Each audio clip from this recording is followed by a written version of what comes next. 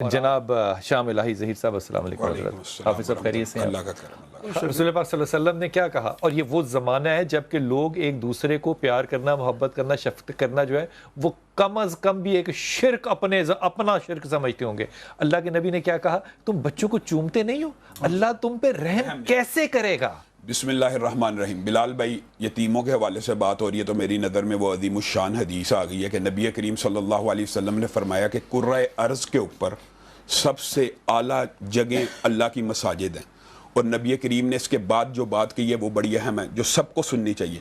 نبی کریم نے کہا اور مسلمانوں کے گھروں میں سے سب سے اعلیٰ گھر اس کا ہے جہاں پہ یتیم پہ شفقت ہوتی ہے، اور مسلمانوں کے گھروں میں سب سے بدترین گھر وہ ہے جہاں پہ یتیم کے اوپر شفقت نہیں ہوتی۔ یہ سن لیں، یہ سن لیں، یہ سن لیں، یہ سن لیں، خدا کے واسطے، خدا کے واسطے، خدا کے واسطے سن لیں، یہ پھر سنائیے گا۔ نبی کریم صلی اللہ علیہ وسلم نے کہا کہ مسلمانوں میں سے سب سے اعلیٰ گھر اس کا ہے جہاں پہ یتیم پہ شفقت ہوتی ہے، اور جہاں پہ یتیم پہ شفقت نہیں ہوتی وہ بدترین گھر ہے، چاہے وہاں روزہ ہو، جو بھی ہو۔ نبی کریم صلی اللہ علیہ وسلم کی ایک اور حدیث ہے کہ جس نے یتیم کے سر پہ ہاتھ پھیرا، جتنے بال اس کے سر کے اوپر ہیں تمہیں کیا معلوم کہ ایک بال کے بدلے میں اللہ نے تمہیں کتنی نیکیاں دی۔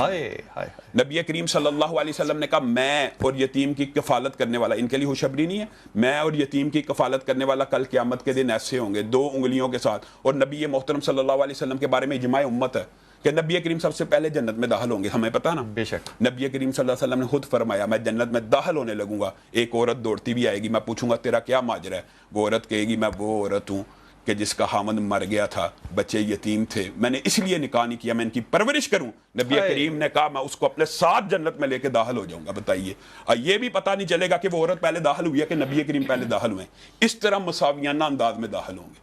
آپ بتائیے کہ یتیم کی کفالت، اچھا قرآن پاک کی جو بھائی جان نے آیت پڑھی ہے نا، کہنے کو کچھ نہیں، میں آپ کو ایک بات بتاتا ہوں، وَأَمَّا إِذَا مَا ابْتَلَاهُ فَقَدَرَ عَلَيْهِ رِزْقَهُ، اللہ تعالیٰ کہہ رہا ہے جو تمہارے اندر تونگر اور مالدار لوگ ہیں نا، جب ان کا رزق تنگ ہو جائے نا، فَيَقُولُ رَبِّي أَهَانَنِ، وہ کہتے ہیں اللہ نے ہماری توہین کی، کَلَّا بَل لَا تُكْرِمُونَ الْيَتِيمَ، اللہ نے تیری توہین نہیں کی، تو نے یتیم کی توہین کی ہے جس کی وجہ سے اللہ نے تیرا مال کھینچ لیا، تو نے یتیم کی توہین کی ہے۔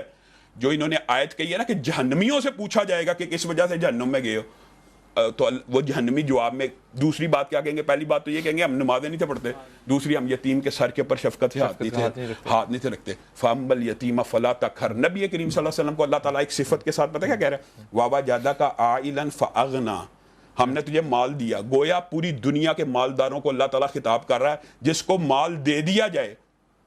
وَأَمَّا السَّائِلَ فَلَا تَنْهَرْ فَأَمَّا الْيَتِيمَ فَلَا تَقْهَرْ، پھر وہ یتیم کے حقارت کی نظر سے نہ دیکھے بلکہ اپنا پیسہ، اپنا مال اس یتیم کی کفالت کے اوپر لگائے۔ اللہ اکبر۔ نبی کریم صلی اللہ علیہ وسلم کی ان کی بات کو بڑھاتے ہوئے کہ جو بندہ بیواؤں، مسکینوں اور اس طرح کے لوگوں کی کفالت کے لیے بھاگ دوڑ کرتا ہے نا، عبدالشکور صاحب کے لیے یہ کہہ رہا ہوں، نبی کریم صلی اللہ علیہ وسلم نے کہا وہ ایسے ہے جیسے اللہ کی راہ کا مجاہد، وہ ایسے ہے جیسے دن کا روزے دار ہے، وہ ایسے ہے جو رات کا تہجد پڑھنے۔ اچھا یہ جہاد تو ہم نے نہیں کرنا، یہی تو کرنا چاہیے، یہی تو کرنا ہے۔ وَيُطْعِمُونَ الطَّعَامَ عَلَىٰ حُبِّهِ مِسْكِينًا وَيَتِيمًا وَأَسِيرًا، اللہ کے بندے وہ ہوتے ہیں جو یتیموں کو کھانا کھلاتے ہیں اور کیا کہتے ہیں؟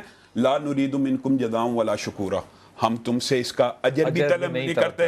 حتیٰ کہ محدثین مفسرین نے لکھا کہ جو بندہ یہ بھی کسی کو پیسے دے کے کہے نا کہ یار دعا کر دینا، اس نے بھی بدلہ مانگ لیا۔ کیا بات ہے۔ اور نبی کریم صلی اللہ علیہ وسلم نے فرمایا وہ بندہ اپنے آپ کو جنتی سمجھے، وہ بندہ سمجھ لے کہ میں جنتی ہوں سوائے ایک گناہ کا، نبی کریم نے جو تخصیص کی وہ ہم نے بیان بھی کرنا ہے۔ اگر وہ مشرک نہیں ہے، اس نے یتیم کی کفالت کی ہے، اس کے منہ میں لقمہ ڈالا ہے، وہ جنتی ہے، اس کے اوپر جنت واجب ہو۔ اچھا باقی ساری چیزیں ختم، باقی سب چیزیں یعنی جو بس مشرک نہ ہو، شرک کی شرط لگائی ہے۔ نبی کریم صلی اللہ علیہ وسلم حضرت انس جو ان کے ملازم ہیں ان کے ساتھ کیسا معاملہ کرتے تھے آپ بتائیں۔ یہ انہوں نے جیسے بزرگ کی بات کی کہ بچوں کے ساتھ کھیلتے ہیں، ایک دن حضرت انس نے کہا میں تجربہ تو کروں نبی کریم صلی اللہ علیہ وسلم کا اخلاق یا غصہ کیسے ہے۔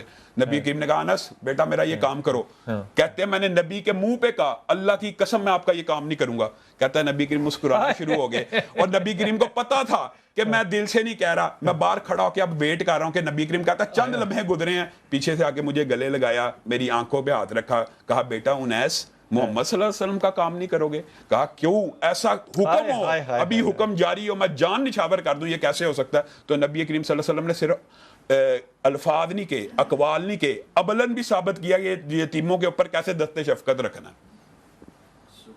اچھا لفظ نہیں ہے، اس کے بعد کوئی لفظ نہیں ہے۔